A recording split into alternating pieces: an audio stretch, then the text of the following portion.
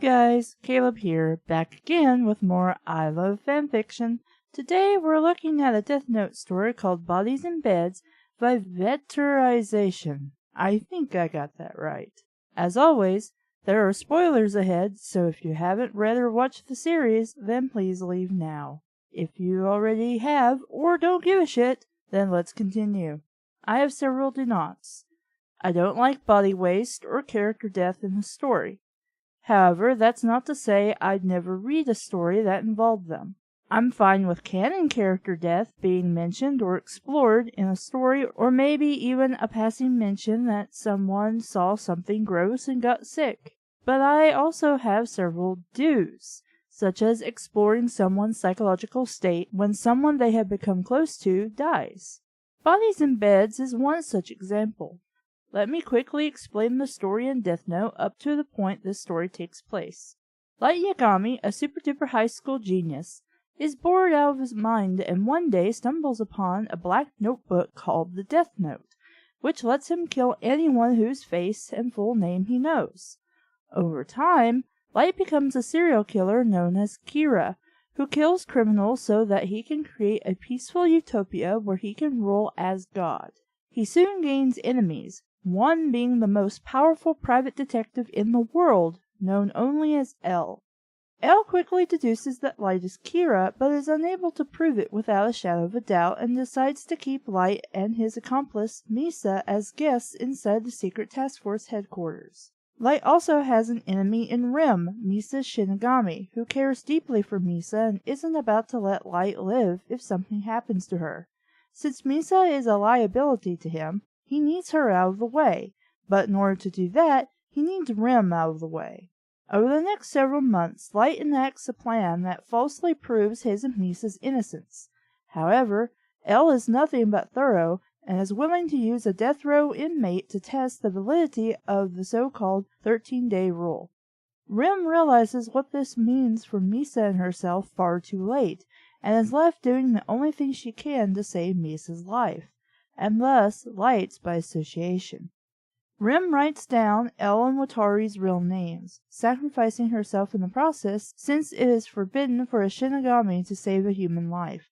And now that you're caught up, let's begin the fanfic. It had been 1 day since one very unfortunate and very doomed Lawlet had fallen out of his chair following the spoon, and for the first time, when the task force felt with their coats heavy on their shoulders and their jaws set, no one had exchanged a word. Then the task force left. No, I think what we learned today brought us a step closer to Kira. No, Ryuzaki was right today about Kira. Not even a have a good night, Azawa. You too, Mogi.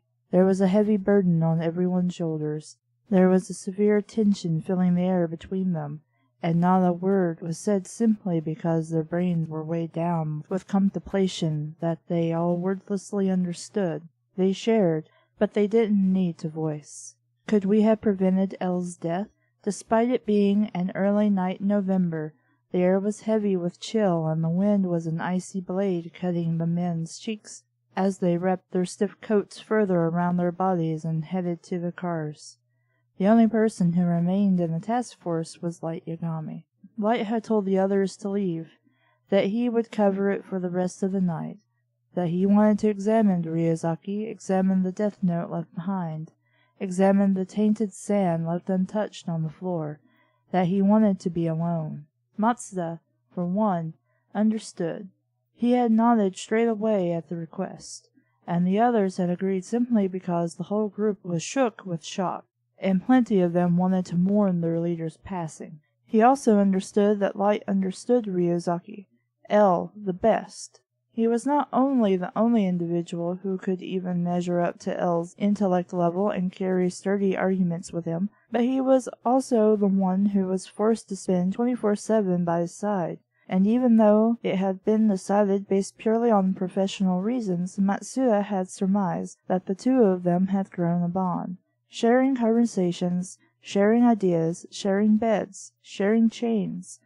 Matsuda couldn't help but believe that Light and Ryuzaki, whether either of them wanted to admit it, were closer than anyone else could comprehend. And after the task force had masked their shock and shrieks, and after Light had walked back in after looking for Rim with his head hung low and his chin to his chest, Matsuda could sense something reflecting in his eyes.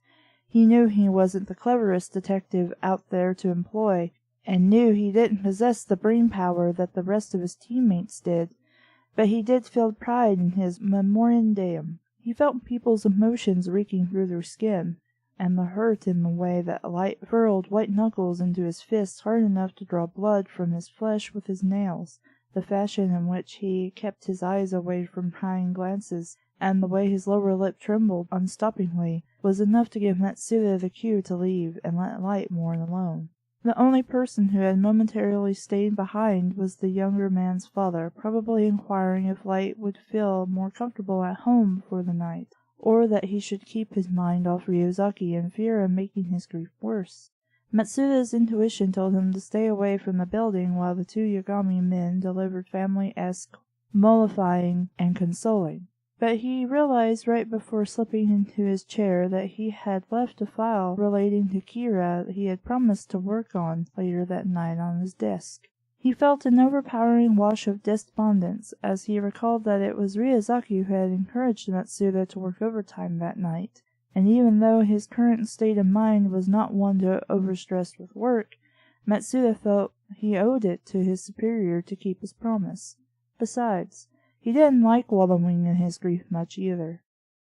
Gently knocking on headquarters' door in fear of interrupting a heartfelt moment between father and son, Matsuda pressed his ear against the wood and listened intently. There was no gruff voice that normally belonged to the ex-chief. Instead, all Matsuda could detect was a faint, muffled sobbing from further inside the building. He knew he would get chastised for intruding, especially at such a moment where privacy was vital, but the unmistakable sound of Light weeping was enough to make Matsuda's heart ache, and in a desperate instinct to help comfort the boy's deplorable state, he opened the door without aversion. The moment the heavy door was creaked open, the sobbing was stifled and Light's fingertips fumbled to find the keyboard. He began to clumsily type, pretending not to notice Matsuda's presence behind him, his eyes fixated on the monitor, and only the monitor. Matsuda could only imagine Light now, normally such a strong boy, his body shaken and his eyes red and swollen from tearing, and from the way Light had been biting his lip earlier to control his trembling, he assumed there was now a small cut sliced on his lip from his drilling teeth. "Light-kun?" Matsuda ventured, his feet padding a few steps closer, softly. Light merely grunted in response. He was almost definitely embarrassed of his tone of voice, now broken, shaking like a newborn kitten mewling for her mother. "Light-kun, I'm sorry to intrude. I just left my file."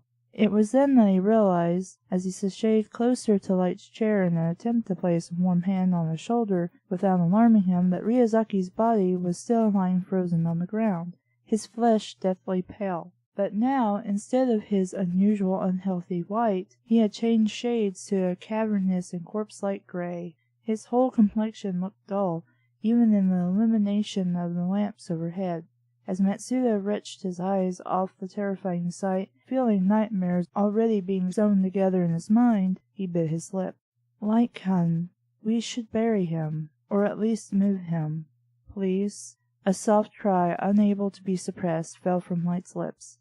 "Light-kun," Matsuda whispered, filling his optimism on the thought that the day after Ryozaki's death wouldn't be painful, or dwelled on vanish at the sound of Light's uncharacteristic loss of emotional control. "Matsuda, please just go away." Normally Matsuda, even though older than the young Yagami, would have taken the demand and promptly left Light alone, but his concern overrode his logic as he knelt down beside Light and lifted a hand to rest on his shoulder. "It's okay, Light." He infirmly dropped the honorific to attempt to soothe Light slightly.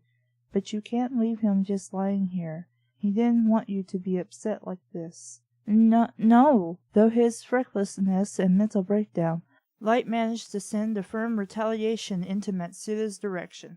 And even though his word was sob-smothered, Matsuda could feel the desperation behind it, and nodded wordlessly. Matsuda, I miss him." He needs to still be here.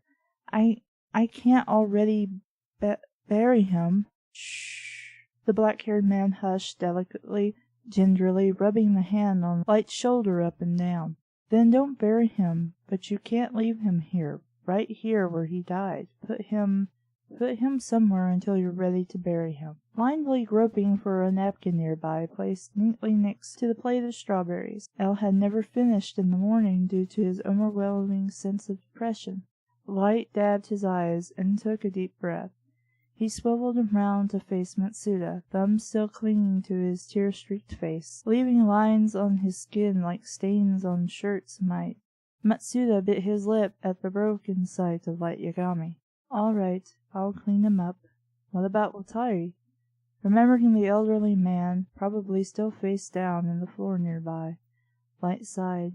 Matsuda, will you please take care of him for me? I'd like to see after El all alone. The ex-officer managed a small reassuring smile and a nod. Having heard no object from Light to already burying Watari, Matsuda had simply placed the man in the nearest bed, closed his eyes and relaxed his face into a less horrified expression, and folded his hands together at his chest. He wrote a mental note in his mind to call the morgue in the morning to arrange Watari's burial. By the time he had returned to Light, the brown-haired man was already back to his seat. Is Ryuzaki taken care of? All Light choked out as a response was a stiff and controlled yes. Matsuda fought the urge to ask where Ryuzaki now laid, when Light was going to contact services to help bury the detective, and most importantly, if the feel of El's icy skin had worsened Light's mood to the point of utter deplorableness. But he bit his tongue as the first few words of his queries thoughtlessly tumbled out. Instead, he stood in silence as he watched Light, his back once again to Matsuda and his fingers poised on the keyboard, but refraining from hitting any of the keys. Then, in the light of the lamps, Matsuda noticed an incongruous spoon laying by the chair Ryuzaki normally claimed. He knelt down, furrowing his eyebrows, because didn't Watari usually tidy up after El? Utensils littering the floor didn't fit the meticulous man's actions. He reached to pick it up and cleaned it when Light noticed the movement out of the corner of his eye. "Stop! Stop!" he demanded, his tone demanding and harsh and not at all gentle. Matsuda winced in the order and gazed up imploringly up at Light. "What is it? Don't touch that, please." Matsuda, although experiencing much nescience about the origin of this particular spoon, decided not to question it. Instead, he dusted off his pants, the faint lingering scent of death still on his attire from hauling Watari's body around, and headed for the door, the file he had first sought out in his grasp. By the next morning, Matsuda had almost certainly ignored the alarm clock and slept in later than punctually acceptable. Then again, he was certain that no one received a good night's sleep, nor was anyone well rested, and promptness to work didn't seem to be an issue anyone would harp on after the previous day's events. So Matsuda strolled into work 45 minutes late, coffee in hand, and no one complained. Everyone was facing their computers with ineffable, freakishly stiff expressions on their faces, as though they were wax figures, not pretty without a clean face. Matsuda was vaguely disgusted by the whole team's belief that leaking tears or showing grief was displaying weakness, but Matsuda kept his opinion to himself, merely trotting up to Light and prodding his shoulder tenderly. "Light-kun," he whispered, as not to disturb the rare silence that graced headquarters. "Yes. Where did you put Ryuzaki?" He was glad to notice that the utensil had been cleaned off the ground, but he assumed that El's corpse was still somewhere amongst the building. "He's where he deserves to be, Matsuda. Forget it." Matsuda worried his lip and wrung his hands. Light stole a glance from him and snarled. "Forget it," he commanded. The other man frowned slightly. "I didn't say anything." "But you wanted to. Everyone does." Light was not very loquacious during the day. Then again, the task force was not keen on initiating discussions amongst the group either. It wasn't until the whole team agreed to go out to a friendly outside-of-work luncheon proposed by Soichiro in what Matsuda assumed to be a hopeful attempt to lighten everyone's attitudes, that Mr. Yagami asked Matsuda to fetch his son from his and Miyazaki's old rooms. Complying with his superior's orders, Matsuda strolled down the hall to Light's room and noticed the door was placed ajar. Matsuda severely doubted that Light wished for anyone to overhear either his tears or verbal misery, but his curiosity overrode his better self, telling him to close the door and simply report to the rest of the team that Light wasn't feeling well and would stay back for lunch. He leaned against the doorway quietly, one peeking eye witnessing the scene before the crack in the door. All he saw, however, was Elle's body tucked delicately onto his side of the bed, under the sheets, tightly wrapped up as though he were an infant in need of tucking in. The pillows looked flawlessly fluffed behind his head, Elle's eyes closed in an astonishing amount of high-clung peace. He looked merely as though he was sleeping soundly, but Matsuda knew better than that. He then realized that even after the removal of the handcuffs on Light's and Elle's wrists, they had failed to move apart their beds. Matsuda pondered if Elle had never had enough time to ask Watari to, or if Light had just recently pushed the mattresses back together so he could feel Elle next to him, decaying and all. It was saddening, if not disturbing, but Matsuda couldn't help but wait patiently by the door to watch how Light behaved around the corpse tucked into his bed. Light appeared a second later, his eyes focused on Elle, and he knelt by him, and to Matsuda's shock he ran a soft, feather-light thumb over Elle's cheek and stopped at his chin. The action, simple and sweet, was enough to give Matsuda shivers in his spine. The way Light treated Elle's body so delicately, the fragile china dolls, adorned with lacy dresses and caged in display cases, was enough to make him sigh in sorrow for the boy's suffering. "Elle," he murmured, "I thought I wanted this." Matsuda couldn't take it any more. Without any grace, he burst through the door, Light instantly springing up from the bedside like a guilty child caught sneaking cookies before dinner. "Light-kun!" For a horrifying moment, Matsuda failed to remember his reason for interrupting Light's tender moment with his deceased comrade. "The task force, wants to see if you'll have lunch with us." Almost expecting Light to sneer crossly and tell Matsuda, for heaven's sake, have the decency to knock, he swallowed. But Light nodded stiffly and followed Matsuda out. Even though both of them had it dwelling in the back of their minds, neither of them mentioned the corpse still protected, although lifeless and in no need of protection, within the linens that he used to lie under. In a way, Matsuda found himself too touched to bring it up, and silently he couldn't help but think someone would do the same for him once he passed away. It seemed much more sentimental than having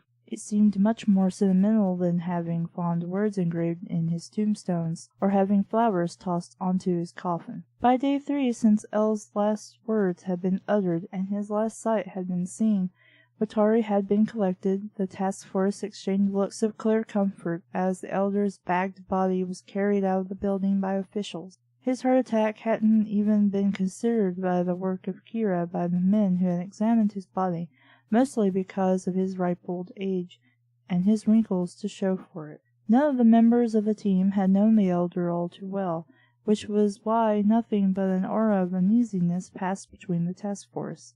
But they knew Elle had obviously felt fondness for the father figure, which is why Light had taken the time to search for any wills or eulogies Elle had left in care for the man.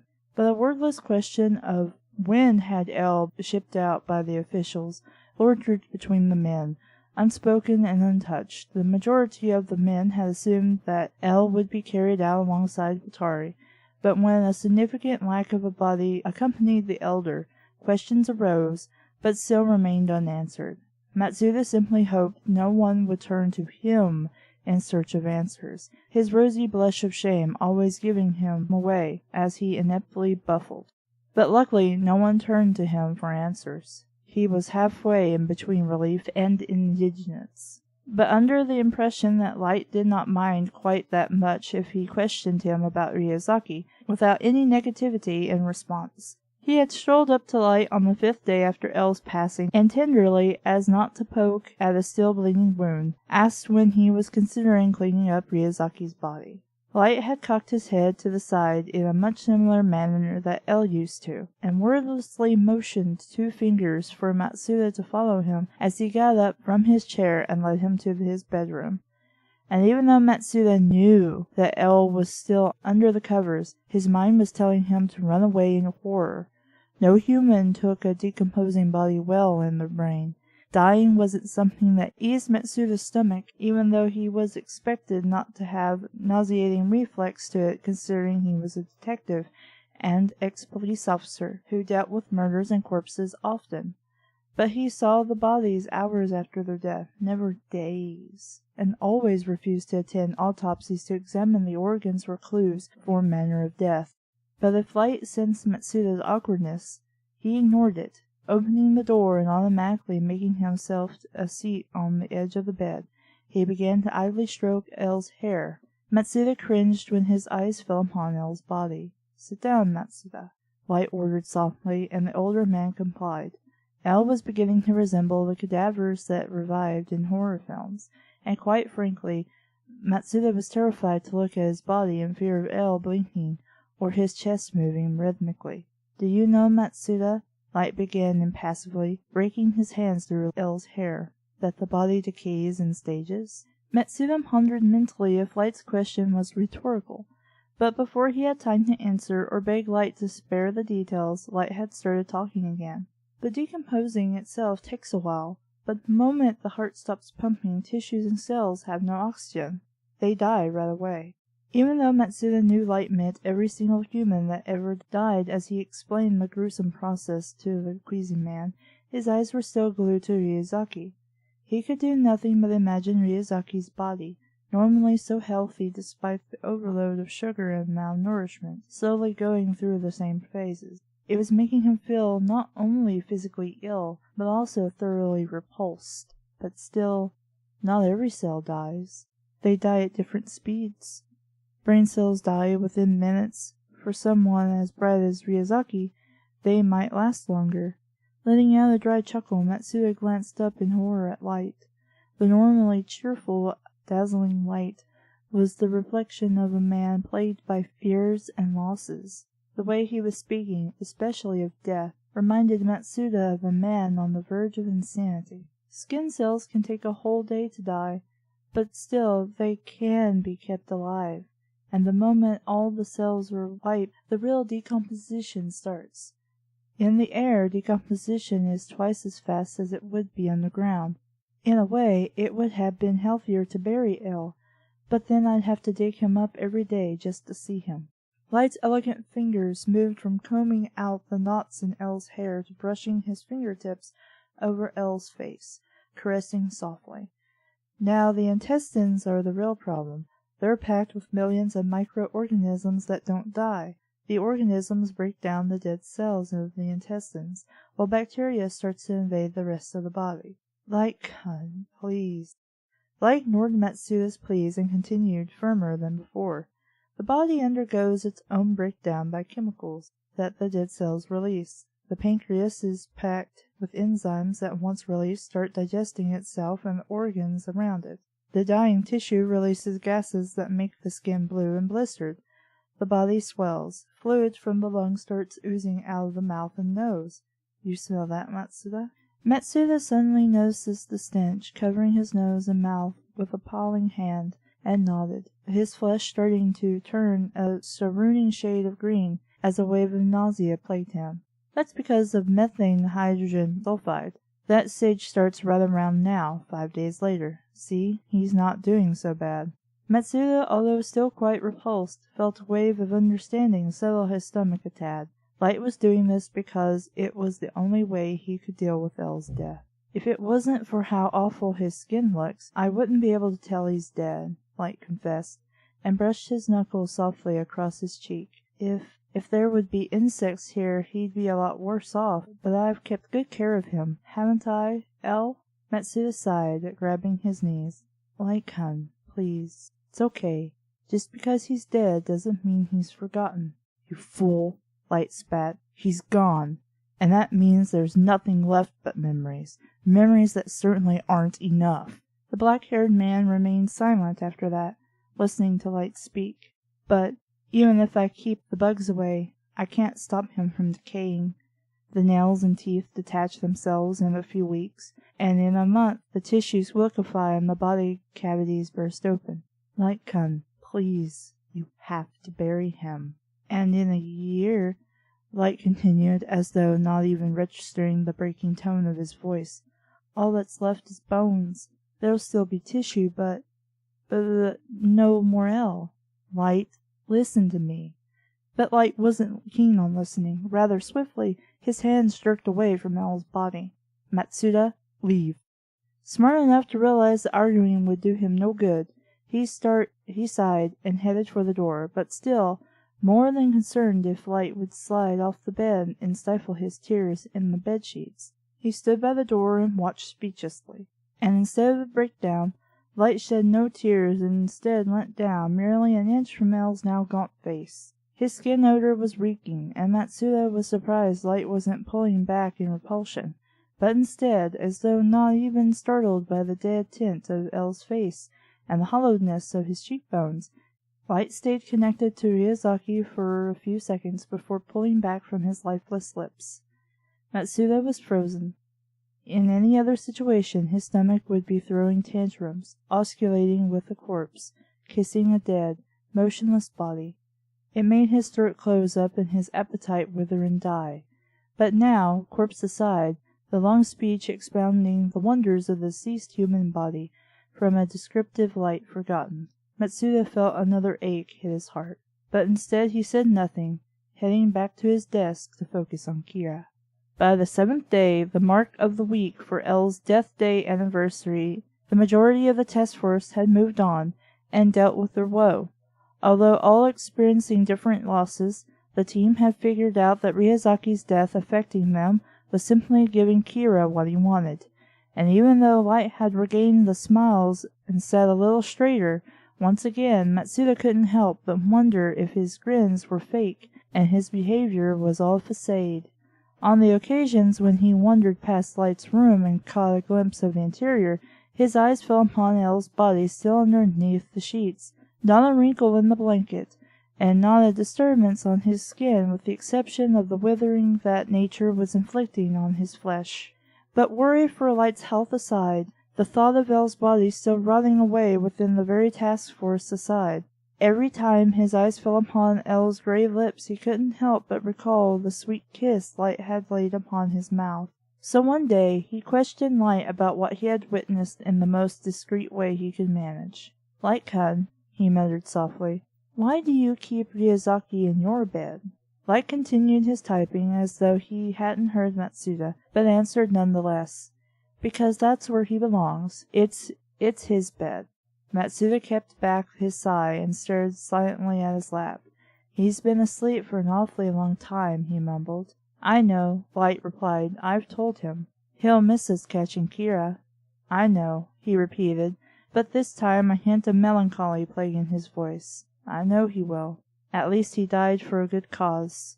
"He didn't, Matsuda. No one dies for a good cause unless they die for themselves." Light disagreed instantly, but still refused to tear his eyes away from the monitor. Matsuda failed to pipe up his opinion in retaliation and instead continued staring at his lap.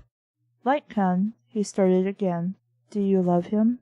The answer he got was prompt, almost too prompt. Stiff and prompt was not what a friend of a dead man replied with in response concerning feelings for his departed companion.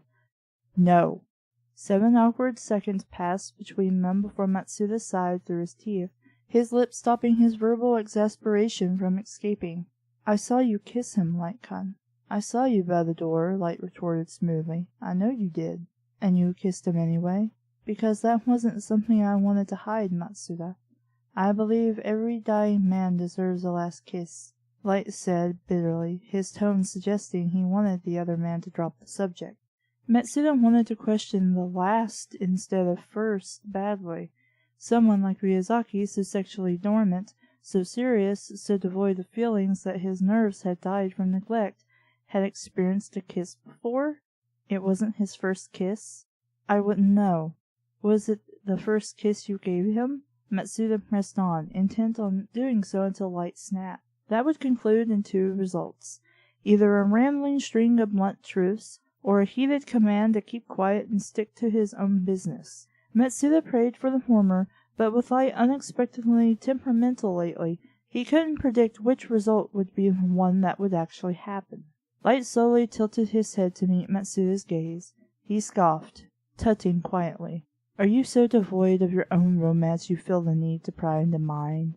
"No, I'd just like to know," Matsuda pestered, squirming in his seat. Now that the man was dead, Matsuda was eager to not let his impressions of the man remain emotionless and unlovable. It's rude to speak ill of the dead. "I'm not. I think you are a great guy, Light-kun."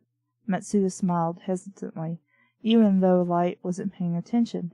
"It'd be great if you and him were in love." "Oh, shut up, Matsuda," the brown-haired detective barked. "Enough with the lovey-dovey drama. There was no love, okay? I just kissed him." "Why?" "Because I miss him." The word struck a chord with Matsuda, if Light intended them to or not. A grin was tugging at the corners of his lips as Matsuda leant on his elbow and propped his chin up on his palm. "You miss him?" "Yes." "You love him?" "Yes." And even though Light had displayed reluctance before in answering the question, the affirmative response slipped from his lips like a well-rehearsed and routinely timed reflex.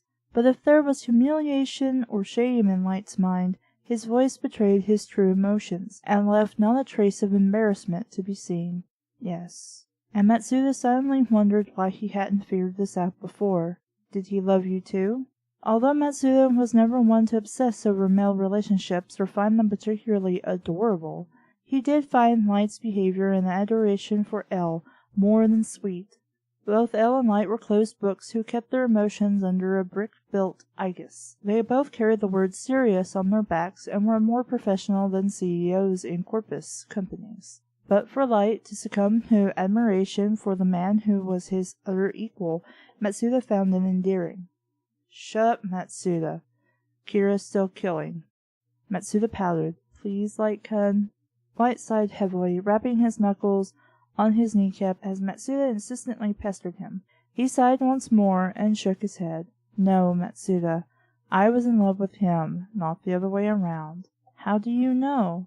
"Because he's L, the world's greatest detective, not the world's most romantic boyfriend. He needs criminals to solve, sugar to eat. He doesn't need love," Light dismissed. "Which means he can't feel love?" "I doubt he did." "So you only ever kissed his corpse? Never his body when he was still living?" Matsuda continued to ask, formulating his words delicately. Light remained quiet, and for a moment eyeing the way his jaw was set. Matsuda was under the impression that the younger boy was going to ignore the personal question and keep working on the case. But instead he stalled for another few seconds and replied with a dull and dry "once." "Did he kiss back?" Light finished for him, sounding slightly sour. "No, and I'm glad he didn't." "Why?" "Because he was asleep," he hissed, glancing over his shoulder as though the paranoid of eavesdropping task force members. But headquarters was almost completely barren, with the exception of Mogi at his own desk in the corner. The rest were enjoying a small coffee break in the kitchen. "But Light-kun is so popular. He could have kissed Ryuzaki when he was awake, too." "It wasn't like that, Matsuda." Light rolled his eyes, and for a second Matsuda felt like the foolish child who everything had to be explained to. He frowned, but knew better than to complain, especially when Light still had tales to finish. L wasn't the guy who just noticed people because they were popular. "But you were chained." Light's sigh, exhausted with a hint of frustration, made Matsuda trail off in the distance quietly. His eyebrows furrowed, creasing the wrinkle in his forehead, and he frowned softly. "Just drop it, please, Matsuda," Light requested, his voice firm yet gentle, as he asked Matsuda of his demand. "He's dead. I can't do anything any more." Matsuda sighed, realizing the truth of Light's statement. His encouragement and motivation of proving L's hidden love to the younger detective would do nothing but deepen his misery. Realizing that if he simply let himself remain silent, there would be no gashes to be able to toss salt into. So he held his tongue and returned to his screen. "Didn't you know he could have loved you back?" Light probably sensed his sorrowful thought as Matsuda contemplated it with a sad curve, bending his eyebrows over his eyelids. But Matsuda made no move to confirm that was indeed what his mind was brooding over. Matsuda, in all his life, had a nose that managed to worm its way where it didn't belong, whether he wanted his nose to be there or not. He had been a child who was admonished left and right for snooping, being situated in places he didn't have permission to be in, and overhearing conversations his innocent ears weren't meant to hear. But this was the first time he actually wanted his nose to be in the wrong place. Matsuda was more than intrigued about Light Yagami. He had always been curious about him, so strong, so notorious, so loved, so adroit, so talented. He had imagined that there had been no one better to join the task force and work side by side with L. But now he was even more interested, as the opposite of most of his stellar traits. Quite frankly, Matsuda was a little astonished that Light was so affected by L's death. Yes, he had expected mourning, maybe even extended mourning, but Light Yagami was falling apart by the seams, missing his partner to the point of having been addicted to the sound of him breathing, the sight of his expressions, and the smell of his clothing. And now that all of L's traits, the traits that had proved he was alive, were gone, Light must have been aching for him. But this much? Keeping his decaying body in his bed, kissing corpses, keeping up facades that weren't see-throughable. It was a lot of work. His curiosity at the intense factors made him want to snoop more than he had ever accidentally done. But of course, now that Matsuda wanted to, it was common knowledge that he wouldn't be able to find anything snoop-worthy. There was, in fact, one of Light's breakdowns that he had missed. It had been the only one he hadn't witnessed, but if Light was aware of the fact that his co-workers sought out so much interest in his emotional turmoil, he would have been glad that Matsuda had failed to witness this particular breakdown. Curled up on his bedsheets in a defensive fetal position, Light slung an arm over L's framed body and resisted the urge to pull him closer, as not to disturb the peaceful expression on his face.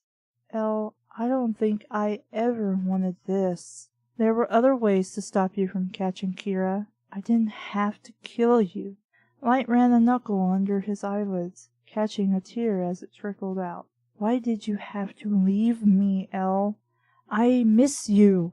I miss your hunch. I miss your smell. I miss your eyes. I miss the way you eat nothing but sweets. I miss the way you chew on your thumbnails. I miss the way you looked at me when I talked. I miss you so much, more than I thought. The corpse of L was impassive, not moving a muscle. Damn it, L, can't you hear me? I said I'm so sorry. I'm so sorry for everything I've done. I don't know what I have to do to make it up to you. I'm sorry. I know I was too late. I know my love is worthless to you, but damn it, L, I need you. You can hear me, can't you?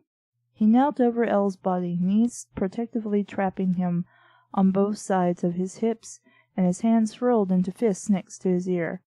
L, I love you. What do I have to do for you to come back? Fuck. It's all your fault, L. It's all your fault for leaving me. Rage fueled his actions. Light lividly sent a clumsy punch into the sheets lying undisturbed next to L's motionless head. He bit his lip, when still the only thing that L's face showed, as a response, was the light fluttering of a strand of his hair that had shifted with the force of Light's roaring.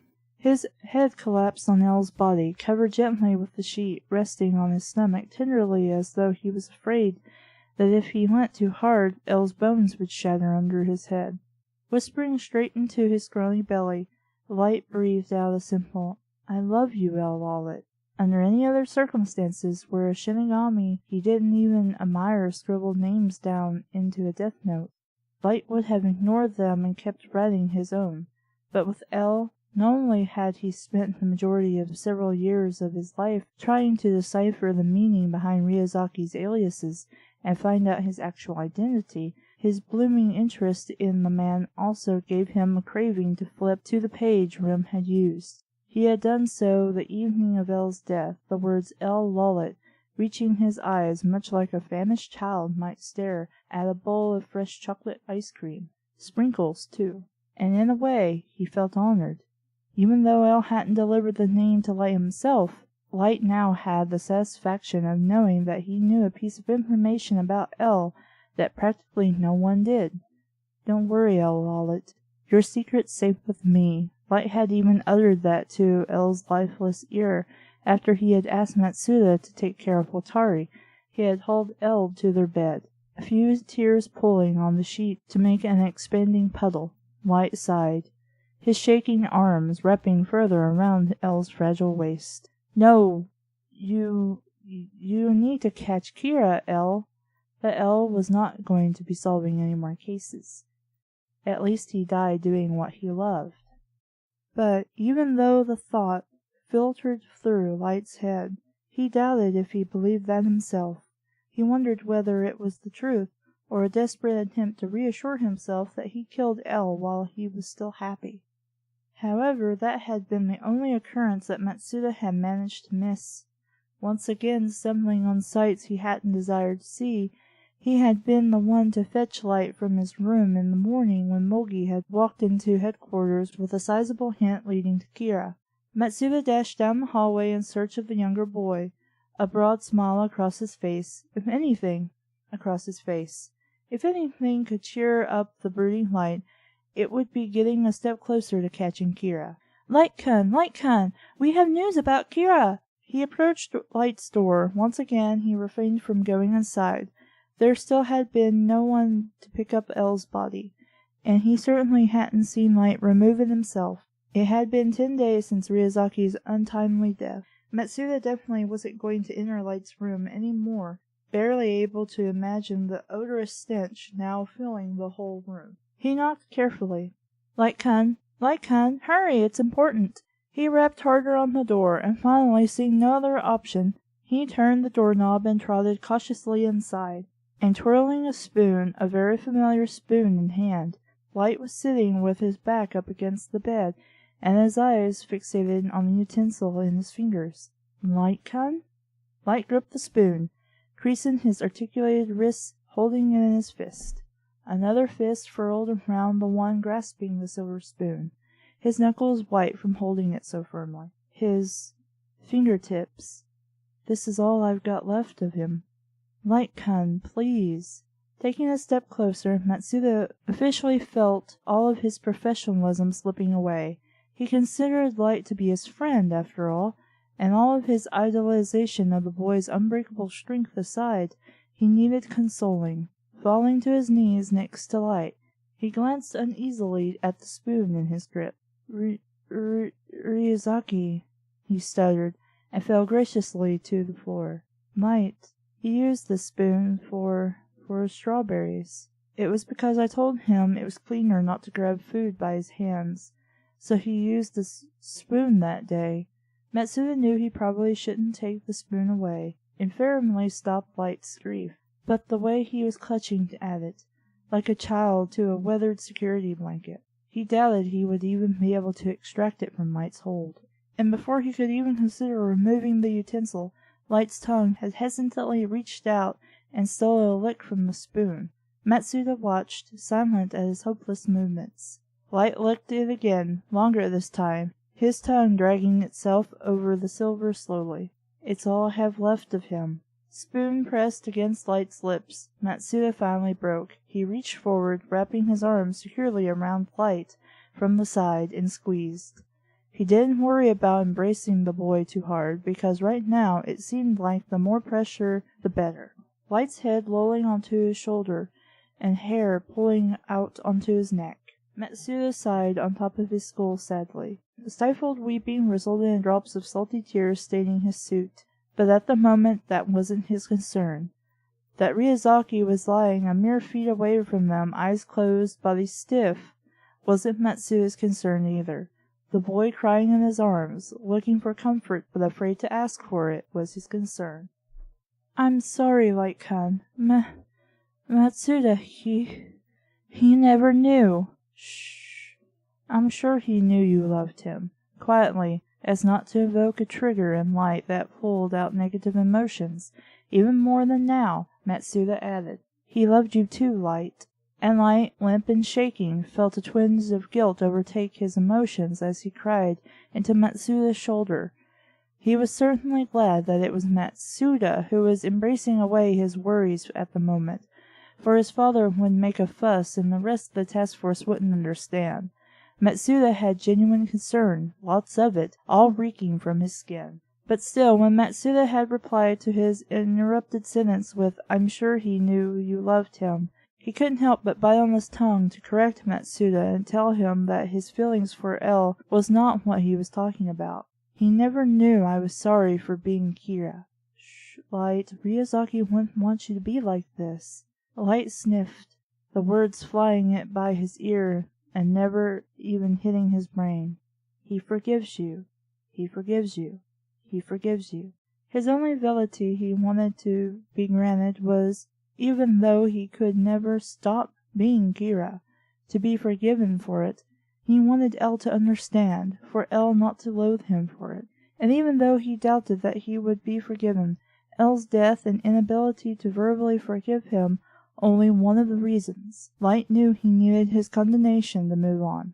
And hearing it being spoken so softly, so earnestly from Matsuda's lips, even though Matsuda was probably just babbling and wasn't exactly sure what he was saying, Light found a sense of relief at the words. "He forgives me?"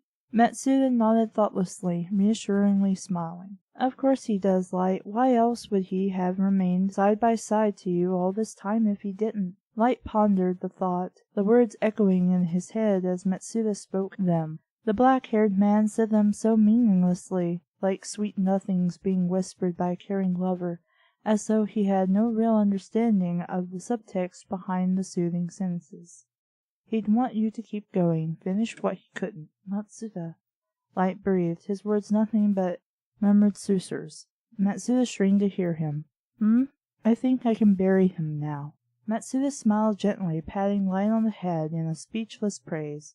He stood up, pulling Light along with him. Taking a deep sigh, the brown-haired man approached the corpse by his bedside. If he was repulsed by L's mangled features, he didn't show it. Instead, he knelt down beside his deceased friend and gently whispered in his ear. Matsuda couldn't catch any of it, but for the first time he didn't want to intrude, in the first place, all curiosity forgotten. "It's okay, Ryuzaki. It's okay that you're gone. You're still inside the building," Light said softly, straight into the raven-haired man's ear. "I know you're gone, and shit, I still wish you were here. But it's okay. I know it can be." Matsuda bit his lip, merely being able to wonder what Light was tenderly telling El.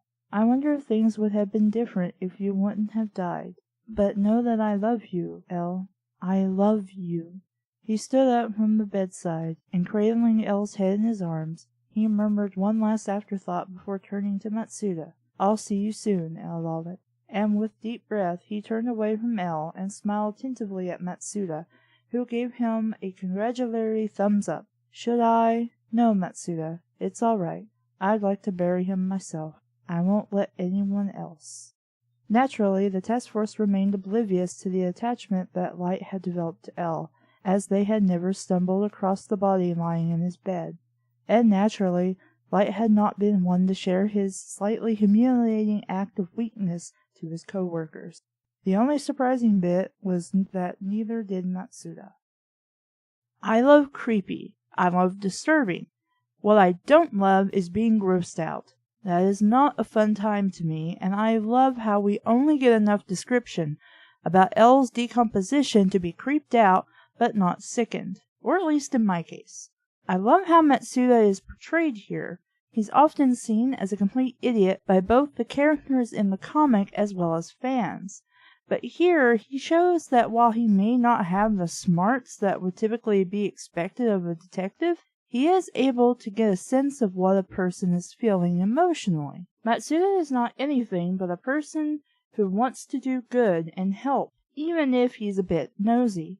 All he wants to do is make sure his friend is okay, and that's his character in a nutshell. While Light couldn't have given a shit less that L died in the comic, The anime hints that Light may have had a slightly closer attachment to him, but it's vague at best. I can easily believe that Light, who is very good at acting and hiding his emotions, may have developed feelings for Elle that the reader wasn't privy to, while also showing a clear sign of knowing Light's character, and that, as a serial killer, Light isn't of sound mind and body. Light is psychotic, narcissistic, and once Elle is out of his way, he completely loses his mind, as shown in the second act of the story. This story is a nice blend of the two characters and portrays them both in a realistic manner.